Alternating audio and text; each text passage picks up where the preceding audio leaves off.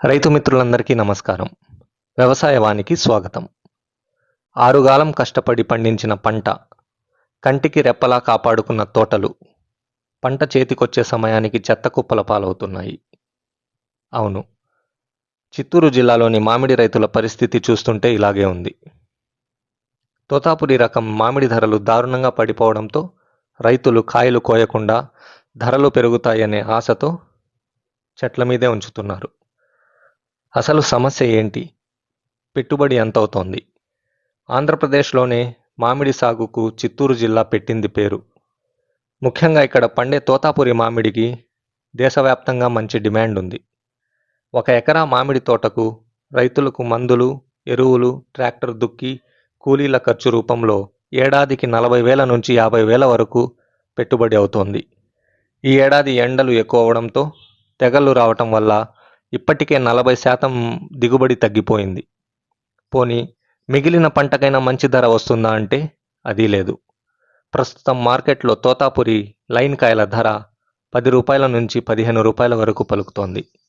అలాగే గుజ్జుకైతే 5 రూపాయలుగా ఉంది. ఈ రేటుకు పంటను అమ్మితే పెట్టిన పెట్టుబడిలో సగం కూడా రాదు. అసలు ఇంత దారుణంగా ధరలు పడిపోవటానికి కారణం ఏంటి?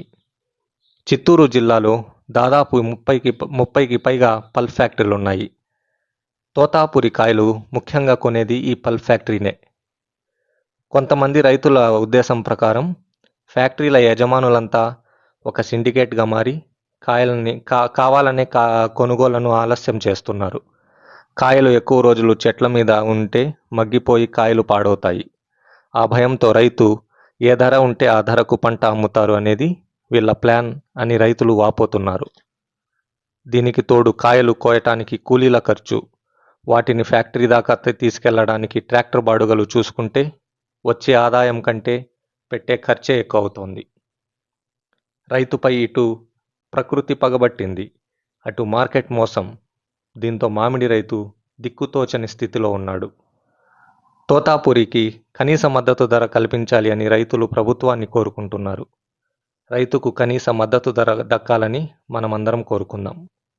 దేశానికి రైతు వెన్నెముక అని చెప్పుకోవటం కాదు, ఇలాంటి కష్టకాలంలో వాళ్ళను ఆదుకున్నప్పుడే ఆ మాటకు విలువ ఉంటుంది. చిత్తూరు మామిడి రైతు ఆవేదన అధికారుల వరకు తీసుకెళ్లాలని ఆశిస్తున్నా. ఈ వీడియో మీకు నచ్చితే వీడియోని లైక్ చేయండి, మీ అభిప్రాయాన్ని కామెంట్ చేయండి. అలాగే వ్యవసాయవాణి ఛానల్ని సబ్స్క్రైబ్ చేసుకోండి. నమస్కారం.